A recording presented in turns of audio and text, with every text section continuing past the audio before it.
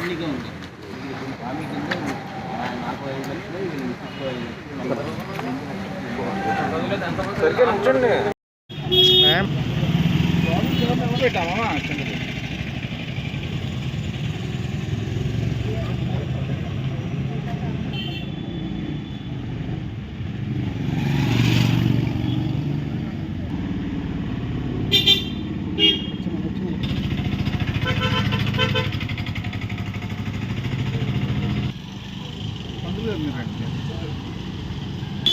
కాపాడాలి.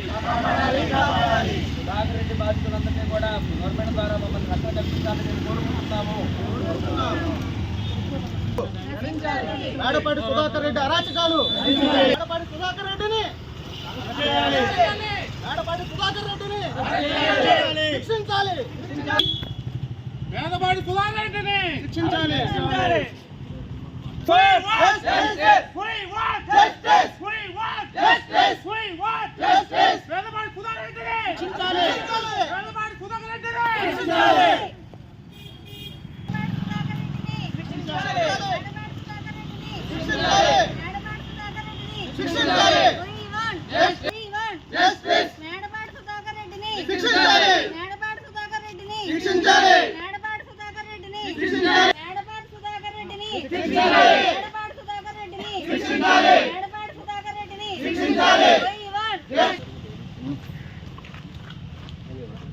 బయటికి వెళ్ళిన వ్యక్తిని అసలు కార్యక్రమం పురోహితం చేస్తారండి మా వారు. చేస్తే బయటికి వెళ్ళిన వ్యక్తిని వచ్చి వరకు తినేసేవారు.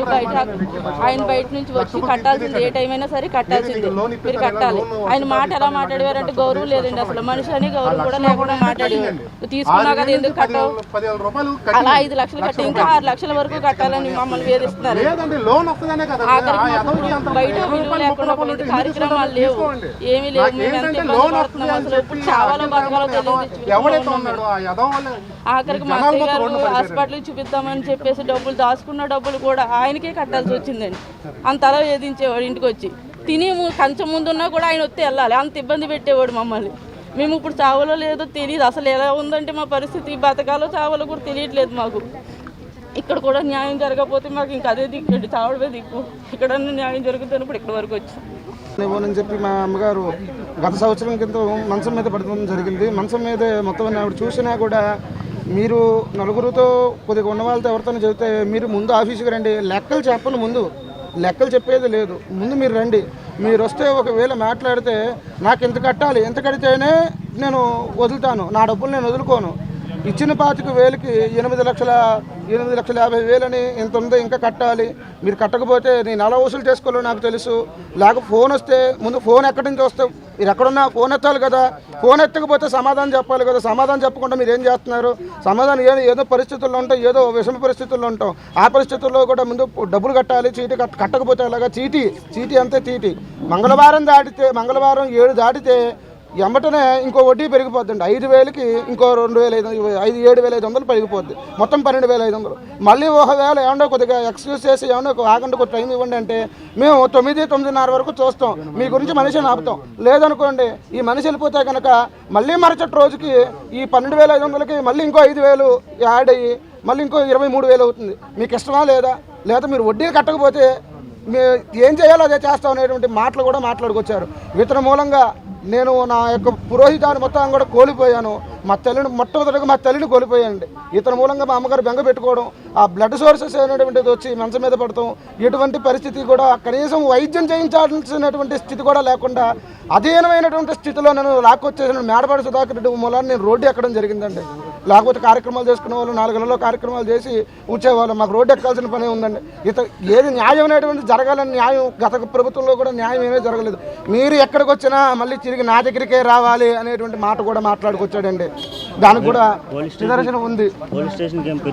అయ్యా, పోలీసులు ఫిర్యాదు చేసినప్పటికీ కూడా పోలీసులు మాట్లాడితే మీరు ఎక్కడికి వెళ్ళినా సరే మీరు తిరిగి నా దగ్గరికే రావాలి అనేటువంటి అంతా కూడా కొలాప్స్ అయిపోవడం, ఎక్కడ న్యాయం జరగకపోవడం అనేటువంటి జరగడం చేత ఇంక మేము రోడ్డు ఎక్కి మీ ఎస్పీ గారు ఆశ్రయాన్ని తీసుకోవడం జరుగుతుందండి. వెళ్ళి ఇంకేదన్నా ఇక్కడ న్యాయం జరగకపోతే మా భార్యాభర్తలు ఇద్దరం కాదు, మా బాధితులందరూ కూడా మ్యాక్సిమం చావుకే దిక్కు తప్ప రెండోది లేదండి. మేము చావు దిక్కు అయితే మా పిల్లలు అనాథలు అవుతారు. అదేదైనా సరే మీరు ఏదైనా న్యాయం చేస్తారని చెప్పి ఈ రోడ్డు ఎక్కడం జరుగుతుందండి.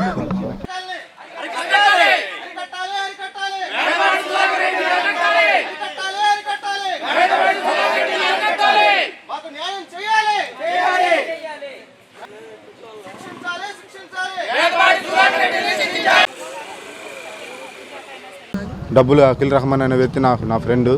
అతని దగ్గర నేను 20,000 రూపాయలు పెంచమని పలానా దగ్గర సుధాకర్ రెడ్డి అనే వ్యక్తి దగ్గర డబ్బులు ఇస్తారు వడ్డీలకి తీసుకో, వారానికి 2,000 కట్టుకొని తీరిపోద్ది అన్నారు. సరే అని చెప్పి నేను పాలు ప్యాకెట్లు అమ్ముకుంటాను. టోటల్గా 6,50,000 తీసుకున్నాను. బిల్లుకి తక్కువ వల్ల 6,50,000 తీసుకున్నాను. టోటల్గా నేను కట్టిన అమౌంట్ 5 లక్షల దాకా 5 లక్షలు కట్టాను. ఇంకా కట్టమని మమ్మల్ని వేధిస్తున్నాడు. అలాగే మేము లేని సమయం ఇంటికి వస్తాం. అదేంటి నా భార్య దగ్గర అమ్మని ఫోన్ ఎత్తట్లేదు. మీ ఆయన గారు అన్న ఇంటికాడ నుంచి వెళ్ళిపోండి, నన్ను అల్లరి చేయమాకండి దయచేసి, నేను కట్టేస్తానంటే లేదు ఈరోజు కట్టని విధంగా రేపు మంగళవారానికి 12కి నా అకౌంట్ క్లోజ్ అయిపోతుంది, రేపు 30,000 వడ్డీ కట్టాలి చేస్తే మళ్ళీ రేపు పొద్దున్న బుధవారానికి 60,000 కట్టమనేవాడు, డబుల్ ఇంట్రెస్ట్ అనేవాడు. టోటల్ వేరుగా ఆయన కట్టిన మొత్తం అందరూ మాకు ఏ రస్తుంది లేదన్న మొత్తం అని చెప్తే లేదు మాకు చెక్కులు కావాలి, నీ మీద నమ్మకం లేదు, నీ భార్యని చుట్టి పెట్టు అని చెప్పి 10 కట్టలు చెక్కు బుక్ ఉంటే అంతా పట్టుకెళ్ళిపోయేవాడు. పాంప్షెట్ నోట్లు ఆయన దగ్గర నుంచే వచ్చాయి. గత ప్రభుత్వంలో మేము కోడదెబ్బ దగ్గరికి వెళ్ళాము, ఇంకోటి అదేంటి చందనాలు పెట్టాము, అన్నీ పెట్టాము, కానీ న్యాయం జరగలేదు. ఈ ప్రభుత్వంలో న్యాయం జరిగిద్దని మేము ఎస్పీ గారికి రెస్పాన్స్ పిలిచి నన్ను కొట్టారు. ఇక మా ఇంటికి వచ్చి నన్ను కొట్టారు. ఇదిగోండి ఫోటోలతో చాక అతను గొడవలు విద్యాసాగర్, రాజేష్, అతను నలుగురు వచ్చి కొన్ని ఫోటోలు,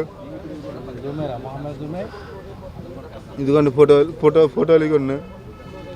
నన్ను కొట్టినట్టుగా ఇంటికి వచ్చి కొట్టారు. డబ్బులు కట్టలేదు, ఒక వారం కట్టలేదు అని చెప్పి ఇంటికి వచ్చారు. నా భార్యను రోడ్డు మీద ఉరికెత్తిచ్చారు. నా భర్త ఒక వారం కట్టలేదని చెప్పి ఇంటికి వచ్చి ఎందుకు కట్టరమ్మా ఫోన్లు ఎత్తట్లేదు అని అంటే లేరండి లైన్కి వెళ్ళారు వచ్చాక కడతారండి అని అన్నా సరే కుదరలేదు అన్నారు. కంప్లైంట్ పెట్టినా ఎవరూ రెస్పాన్స్ అవ్వలేదు. ఇంటికి వచ్చి మరి తను కింద పడేసి కొట్టారండి. ఎందుకండి మా ఆయన అడ్డుకెళ్ళినా సరే నన్ను తోస్తారు, లాగేశారు. ఆయన ఇంటికి వచ్చి కూర్చున్నాడంటే కదలడండి, కట్టేదాకా కూడా కదలడు. 6,50,000 తీసుకున్నామండి. దగ్గర 10 లక్షల దాకా కట్టాం. ₹1 కాదండి, పాపే కాదు. అప్పులు చేసి వాళ్ళు ఇస్తారని అతనే చెప్పేవాడు. మెయిన్ అఖిల్ అఖిల్ వల్లే మేము వీధిలో పడ్డాము. ఆడే 20,000 చెప్పిన మాకు ఇప్పించాడు కష్టాల్లో ఆదుకున్నాడు అని అనుకునేసరికి ఇలా ఈదుల్లో పడ్డాము. ఎంత నరకం అనిపించామో దేవుడికే తెలియాలండి. విద్యాసాగర్ ఉన్నాడండి, ఎప్పుడు విద్యాసాగర్ని తీసుకుని వస్తాడండి. మేడపాటి సుధాకర్ రెడ్డి తర్వాత రాజేష్ని తీసుకుని వస్తాడు. వచ్చాడంటే కదలడండి. మనిషి లేడు, వస్తారండి వెళ్ళిపోండి అన్నా సరే వెళ్ళడు. వచ్చేదాకా కూర్చుంటామమ్మా, కట్టాలి, కట్టకపోతే ఏమీ జరగదు, మీరు ఎక్కడికి వెళ్ళినా రేపొద్దున నా దగ్గరికి రావాల్సిందే, మీరు అక్కడికి వెళ్ళారా ఇక్కడికి వెళ్ళారా అని లేదు అని అన్నీ చాలా ఇబ్బంది పెడతాడండి మనుషుల్ని. మాకు న్యాయం కావాలండి. అతని వల్ల మాకు ఇదిగా విముక్తి కావాలి. మేము ఇంకా కట్టే స్తోమత మాకు లేదండి. ఇంకెంతని కడతామండి, ₹1 పాపాయా అండి. మాకు న్యాయం చేయాలని కోరుకుంటున్నామండి. నాతో పాటు ఇంతమంది ఉన్నారు బాధితులు. అతని వల్ల ఇబ్బంది పడ్డామండి. ఒకరు కాదు కదండి, ఇంతమందిలో ఉన్నాం కదా, అందరూ నాకు న్యాయం చేయాలని కోరుతున్నామండి. తీసుకున్నప్పుడు ఆయన ₹2 నుంచి ₹5 వడ్డీ ఉంటుందని చెప్పారు. ఆ తర్వాత ఎంత వడ్డీ వేస్తున్నారు ఏంటనే తెలియదు. 5 లక్షల వరకు కట్టించుకున్నారండి. 25,000కి 5 లక్షలు కట్టించుకున్నారు. 5 లక్షలు కట్టినా ఇంకా కట్టాలి. 5 లక్షలు కట్టినప్పుడు కూడా ఈయన బయటికి వెళ్తే, మా వారు బయటికి వెళ్తే ఆయన వచ్చే వరకు కూర్చోవడం, వస్తేనే కానీ కట్టితే కానీ వెళ్ళను. నేను మీరు ఎంతసేపు అయినా సరే నేను ఇక్కడే ఉంటా, కట్టే వరకు నేను వెళ్ళను. మేము ఆయన దగ్గర తీసుకున్న తప్పుకి 25,000 బయట మేము ఊరంతా అప్పులు అయిపోవాల్సి వచ్చిందండి. 5 లక్షలు కట్టడానికి బయట ఎక్కడెక్కడో తిరిగి ఎక్కడెక్కడో తెచ్చి 25,000కి 5 లక్షలు కట్టాం. అలా కట్టి ఆఖరికి మా వారు బయట పురోహితానికి వెళ్తే ఆయన వచ్చే వరకు ఫోన్ చేసేవారు. అలా ఫోన్ చేయడం వల్ల ఆయన బయట నుంచి వచ్చేసేవారు. మధ్యలో కార్యక్రమాల నుంచి వచ్చేస్తే ఆ కార్యక్రమాలు పోవడం వల్ల మాకు బయట ఎవరు కార్యక్రమాలు కూడా ఇవ్వట్లేదు. ఆఖరికి ఇప్పుడు బతుకు తీరు లేకుండా కూడా అయిపోయింది సార్.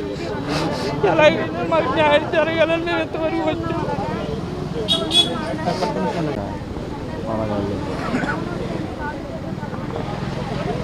నా పేరు శ్రీమతి సుబ్బలక్ష్మి అండి. నా భర్త పేరు ఉమా వెంకట రాజేష్ శర్మ.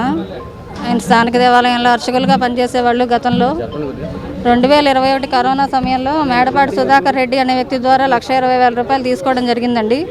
₹1,20,000కి వారం రోజుల్లో 80,000 వడ్డీ వేసి ₹2 లక్షల కట్టమని చెప్పారు. ₹1,20,000 మేము అసలు తీర్చేసాము. 80,000 రూపాయలు వడ్డీ మేము కట్టలేకపోతే అతని నుంచి మేము మానసిక వేధింపులకు గురయ్యాము. ఆ వేదనలకి మా వారు సుస్థి చేసి హాస్పిటల్లో జాయిన్ చేయడం జరిగిందండి. పెరాసిస్ స్ట్రోక్ లాగా వచ్చింది వారికి. ఆ సమయంలో మా అన్నయ్య సహకారంతో అతన్ని హాస్పిటల్లో జాయిన్ చేసి అతన్ని అక్కడ కాపలా పెట్టడం జరిగింది. ఆ సందర్భంలో కూడా మా వారు హాస్పిటల్లో ఉన్న సందర్భంలో కూడా ఇంటికి వచ్చి, నీ భర్తకి నువ్వే కదా షూరిటీ, ఎక్కడ మనుషులకి గవర్నమెంట్ ఉద్యోగస్తులు ప్రామిసరీ నోట్లు చెక్కులు షూరిటీ ఇస్తారనే విషయం మాత్రమే నేను విన్నానండి. సాధారణంగా మేము బయటికి రాము, కాకపోతే నా భర్తకి నేనే షూరిటీ, మరి అదేం లెక్క అనేది నాకు తెలియదు. నీ భర్తకి నువ్వే షూరిటీ కదా, మరి షూరిటీ ఇచ్చినప్పుడు బాధ్యత నీదే కాబట్టి ఆ 1,20,000 రూపాయలకి వడ్డీ నువ్వే కట్టాలి. ఏ విధంగా కడతావు నువ్వు, నీకు సోర్స్ ఏముంది, నీకేమైనా ఆస్తులు ఉన్నాయా, వెనకాల అంతస్తులు ఉన్నారా, ఇచ్చేవాళ్ళు ఎవరన్నా ఉన్నారా? నాకు 3 అమ్మాయిలండి. ఆడపిల్లలతో నువ్వు ఎలా పోషిస్తావు? నీ భర్త నిన్ను చూసుకోలేడు, ఎవరినన్నా ఆల్టర్నేటివ్ చూసుకో, ఆల్టర్నేటివ్ చూసుకుంటే నీ కుటుంబం బాగా వెళ్ళిపోతుంది కదా అనేటువంటి మాటలు మాట్లాడేవాడు. వారు గుడికి వెళ్ళిన సందర్భంలో కూడా పొద్దుటిపూట రావడం, గుళ్ళోకి వెళ్ళారండి అంటే తెలియదండి నాకు ఈ టైంకి వెళ్తారండి, వచ్చేదాకా కూర్చోవడం, అసభ్యంగా ప్రవర్తించడం. అర్ధరాత్రులు కూడా మా ఇంటికి వచ్చేవాడండి. వచ్చి సుధాకర్ రెడ్డి అతని అనుచరులు గంటకి ఎవరో ఒకళ్ళు వచ్చేవాళ్ళు, వచ్చి కూర్చుని మానసికంగా ఇబ్బంది పెట్టేవాళ్ళు, శారీరకంగా కూడా ఇబ్బంది పెట్టడానికి చాలా ప్రయత్నం చేశాడు. 2021లో అందువల్ల నేను మానసికంగా చాలా వ్యాధికి గురయ్యానండి. మానసిక వ్యాధి నాకు ఒకటి వచ్చింది. ఆ వ్యాధి వచ్చిన సందర్భంలో నేను ఫిట్స్ వచ్చి పడిపోతాను, ఎప్పుడు వస్తుంది అనేది కూడా నాకు తెలియదు. అలాంటి సందర్భంలో కూడా అతను మా ఇంటికి వచ్చి నేను అలా పడిపోయిన సందర్భంలో కూడా నీ భార్య చేత నాకు మాట్లాడించి ఆవిడ సమాధానం చెప్తేనే నేను వెళ్తాను, ఆవిడ నాకు చూపిస్తేనే నేను వెళ్తాను అనే సందర్భంలో నా భర్తను బెదిరించడం జరిగింది. నువ్వు నేను చెప్పిన మాట వినకపోతే నీ భర్త ప్రాణాలు తీసేస్తాను, నీ భర్త అవయవాలు అమ్మేస్తాను అని నన్ను బెదిరించడం జరిగింది. పోలీస్ స్టేషన్లకి ప్రజాప్రతినిధులకి చాలామంది దగ్గరికి వెళ్ళి కంప్లైంట్ ఇచ్చామండి. కంప్లైంట్ ఇచ్చినా కూడా వాళ్ళు ముందు కంప్లైంట్ తీసుకోవడం, తర్వాత ఒక 2-3 గంటలకి తిరిగి వాళ్ళే మాకు ఫోన్ చేసి, ఏమ్మా సుధాకర్ రెడ్డి చెప్పిన పని నువ్వు ఒప్పుకోవచ్చు కదా, నువ్వు ఎందుకు చెయ్యవు, చేస్తే నీకు ప్రాబ్లం సాల్వ్ అయిపోతాయి కదా, నీ భర్త కూడా నీ సమస్య నుంచి బయటపడిపోతారు కదా, నీ పిల్లలు కూడా బాగుంటారు, నీ ఫ్యామిలీ కూడా హ్యాపీగా ఉంటుంది అని చెప్పడం జరిగిందండి. 2022 డిసెంబర్లో మేము కంప్లైంట్ ఇచ్చాము ఏలూరు 1 టౌన్ పిఎస్లో. అక్కడ పిఎస్లో వాళ్ళు కూడా, నువ్వు ఇంతమంది పిల్లలు నాకు 3 ఆడపిల్లలండి, 3 ఆడపిల్లలు నువ్వు ఎలా కన్నావన్నా ఆడుతున్నాను వాళ్ళు ప్రశ్నించడం జరిగింది. నేను న్యాయం కోసం వెళ్తే వాళ్ళు ఇష్టమందినట్టు మాట్లాడారండి. సుధాకర్ రెడ్డి కూడా నువ్వు ఎంతమందికి వెళ్ళినా నా దగ్గరికి రావాలి, నేను చెప్పిన పనే చేయాలి, నేను చెప్పిన పని చేస్తేనే నీకు బాగుంటుంది, అతను నన్ను వేధించడం జరిగింది. 2024 జనవరి దాకా నా భర్త చేత వెట్టి చాకరీ చేయించాడండి. నా భర్తకి ఎండోమెంట్ ఉద్యోగం, అతని వల్ల అతని ఉద్యోగం కూడా పోయింది. పూర్తిగా రోడ్డు మీద పడిపోయాము. నాకు నా ఆడపిల్లలకి మాన ప్రాణాలకి రక్షణ లేదండి. గత ప్రభుత్వంలో మాకేం జరగలేదు, ఈ ప్రభుత్వంలోనే మాకు న్యాయం జరుగుతుందని కోరుకుంటున్నాం. దయచేసి మీడియా మిత్రులందరూ కూడా మాకు సహకరించి మాకు న్యాయం చేకూర్చవలసిందిగా కోరుతున్నాం. ఇదేమో మా విన్నపం.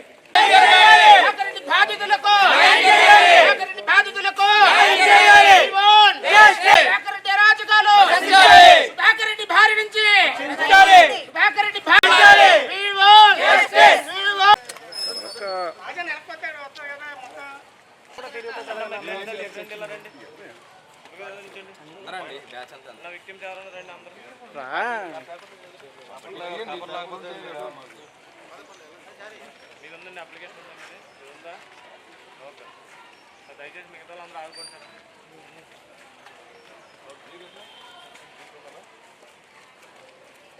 మెయిన్ గేట్ దగ్గర నుంచి మన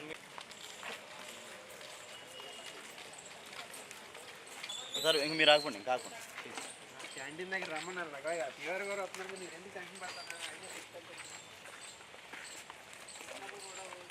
మీ అభిమాన మెగా షాపింగ్ మాల్ ఏలూరు మరియు జంగారెడ్డిగూడెం చందన బ్రదర్స్ లో Dasara signature collections mega discounts September 28వ తేదీ నుండి ప్రారంభం. 3,000 రూపాయలకే 2 మాంగళ్య పట్టు సారీస్, 4,000 రూపాయలకే 2 త్రిపుర పట్టు సారీస్, 6,000 రూపాయలకే 2 వారాహి పట్టు సారీస్, 10,000 రూపాయలకే 2 నక్షత్ర పట్టు సారీస్. సిల్క్ సారీస్ పై 1+1 ఆఫర్స్ 333 రూపాయలు.